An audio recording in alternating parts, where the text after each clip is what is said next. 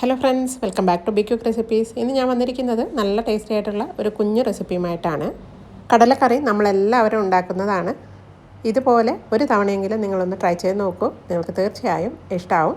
അപ്പോൾ നമുക്ക് നോക്കിയാലോ അതെങ്ങനെയാണ് ഉണ്ടാക്കുന്നതെന്ന്. അപ്പോൾ ഇതിനായിട്ട് ഒരു 1/4 കപ്പ് വെള്ളക്കടല ഞാൻ ഇന്നലെ രാത്രി കുതിർക്കാനായിട്ട് വെച്ചിട്ടുണ്ടായിരുന്നു. രാവിലെ ആകുമ്പോഴേക്കും നന്നായിട്ട് കുതിർന്നിട്ടുണ്ട്.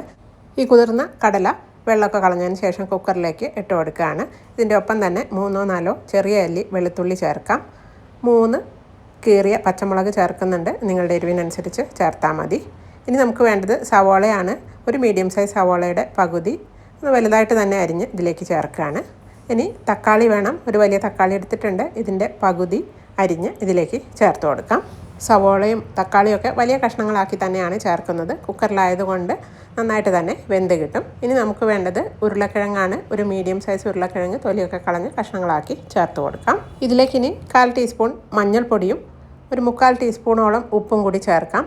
വേവാൻ ആവശ്യമായ വെള്ളവും കൂടി ചേർത്ത് നന്നായിട്ട് മിക്സ് ചെയ്തതിന് ശേഷം കുക്കർ അടച്ച് 2 വിസിൽ വരുത്തി ഇതൊന്ന് വേവിച്ചെടുക്കാം. വെള്ളക്കടല ആയതുകൊണ്ട് തന്നെ 2 വിസിൽ മതിയാകും. ബ്രൗൺ കടലയാണെങ്കിൽ 3-4 വിസിൽ വേണ്ടി വരും. കുക്കർ ഞാൻ അടുപ്പത്തേക്ക് വെച്ചിട്ടുണ്ട്. മറ്റൊരടുപ്പത്തേക്ക് വേറൊരു പാൻ വെച്ചിട്ടുണ്ട്. ഇതിലേക്ക് ഒരു 1/2 ടീസ്പൂണോളം വെളിച്ചെണ്ണയാണ് ഒഴിച്ചു കൊടുക്കുന്നത്. ഈ വെളിച്ചെണ്ണ നന്നായിട്ട് ചൂടായി വരുന്ന സമയത്ത് 1/4 ടീസ്പൂണോളം പെരുംജീരകം ഇട്ടൊന്ന് പൊട്ടിച്ചെടുക്കാം. ഇത് ആവശ്യത്തിന് മൂത്ത് വന്നിട്ടുണ്ട്. ഇനി ഇതിലേക്ക് നമ്മൾ ചേർക്കുന്നത് ചെറുതായി അരിഞ്ഞു വെച്ച സവോളയും ചെറിയ ഉള്ളിയുമാണ്. നേരത്തെ നമ്മൾ എടുത്തിരുന്ന സവോളയുടെ പകുതി ബാക്കി ഉണ്ടായിരുന്നല്ലോ, അത് ചെറുതായി അരിഞ്ഞെടുത്തിട്ടുണ്ട്. ഒരു 5-8 ചെറിയ ഉള്ളിയും ചെറുതായി അരിഞ്ഞെടുത്തിട്ടുണ്ട്. ഇത് രണ്ടും കൂടി ഒന്ന് വഴറ്റിയെടുക്കണം. സവോളയും ചെറിയ ഉള്ളിയൊക്കെ ഒന്ന് സോഫ്റ്റായി വരുന്ന സമയത്ത് നമുക്ക് ചതച്ച് വെച്ചിരിക്കുന്ന ഇഞ്ചിയും വെളുത്തുള്ളിയും ചേർക്കാം. രണ്ടും തുല്യ അളവിൽ തന്നെയാണ് എടുത്തിരിക്കുന്നത്. 1.5 ടീസ്പൂണോളം ചേർക്കുന്നുണ്ട്. ഇതിന് പകരം ജിഞ്ചർ ഗാർലിക് പേസ്റ്റ് നിങ്ങളുടെ കയ്യിലുണ്ടെങ്കിൽ അത് ചേർത്താലും മതി. ഇതിൻ്റെയൊക്കെ പച്ചമണം ഒന്ന് മാറി വരണം. ഇതിൻ്റെ പച്ചമണമൊക്കെ മാറി വന്നിട്ടുണ്ട്. ഇനി ഇതിലേക്ക് ചേർക്കുന്നത് 3 ടേബിൾ സ്പൂൺ ചിരകിയ തേങ്ങയാണ്. ഈ ചിരകിയ തേങ്ങ ചേർത്തൊന്ന് മൂപ്പിച്ചെടുക്കണം. ഈ തേങ്ങ ഒരു ലൈറ്റ് ഗോൾഡൻ കളർ ആവുന്നത് വരെ വേണം മൂപ്പിച്ചെടുക്കാനായിട്ട്. ഇങ്ങനെ തേങ്ങ ചേർത്ത് നിങ്ങൾ ഇതുവരെ ഉണ്ടാക്കി നോക്കിയിട്ടില്ലെങ്കിൽ ഒന്ന് ഉണ്ടാക്കി നോക്കണേ. നല്ല ടേസ്റ്റാണ് ഇതുപോലെ തേങ്ങ മൂപ്പിച്ചെടുത്താൽ. നമ്മളിതിലേക്ക് തേങ്ങ അരച്ചൊന്നും ചേർക്കുന്നില്ല. ഈ തേങ്ങ വറുത്ത് ചേർക്കുന്നതേ ഉള്ളൂ. അപ്പോഴേക്കും നമ്മൾ വേവിക്കാനായിട്ട് വെച്ചിരുന്ന കടല 2 വിസിൽ വന്നതിന് ശേഷം ഞാൻ കുക്കർ അടുപ്പിൽ നിന്ന് മാറ്റി വെച്ചിട്ടുണ്ടായിരുന്നു. പ്രഷർ മുഴുവനായിട്ട് പോയിട്ടുണ്ട്. അപ്പോൾ കടല നന്നായിട്ട് തന്നെ വെന്തിട്ടുണ്ട്. ഇനി നമുക്ക് ഇതിൽ നമ്മൾ ചേർത്തിരിക്കുന്ന ഉരുളക്കിഴങ്ങുണ്ടല്ലോ, ഇത് നന്നായിട്ടൊന്ന് ഉടച്ചു കൊടുക്കണം. ഒന്നുകിൽ ഇത് സെപ്പറേറ്റായിട്ട് എടുത്ത് മാറ്റി ഉടച്ച് ചേർക്കാവുന്നതാണ്, അല്ലെങ്കിൽ ഇതുപോലെ തന്നെ ഉടച്ച് ചേർത്താലും മതി. ഈ കടലയും കുറേശ്ശെ ഒന്ന് ഉടച്ചു കൊടുക്കാം. നമ്മുടെ ഗ്രേവിക്ക് നല്ലൊരു തിക്നെസ് കിട്ടാൻ വേണ്ടിയിട്ടാണ് ഇങ്ങനെ ചെയ്യുന്നത്. ചിലർ ഇങ്ങനെ വെന്ത കടല തന്നെ കുറച്ചെടുത്ത് അരച്ചും ചേർക്കാറുണ്ട്. ഞാനിപ്പോൾ അങ്ങനെയൊന്നും ചെയ്യുന്നില്ല.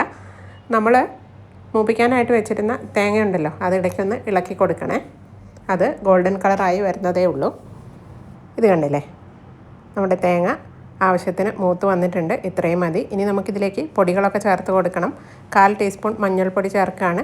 1.5 ടീസ്പൂൺ കാശ്മീരി മുളക് പൊടി ചേർക്കുകയാണ്. നല്ല എരിവ് വേണമെന്നുള്ളവർക്ക് എരിവുള്ള മുളക് പൊടി തന്നെ ചേർക്കാവുന്നതാണ്. 2.5 ടീസ്പൂൺ മല്ലിപ്പൊടി ചേർക്കുകയാണ്.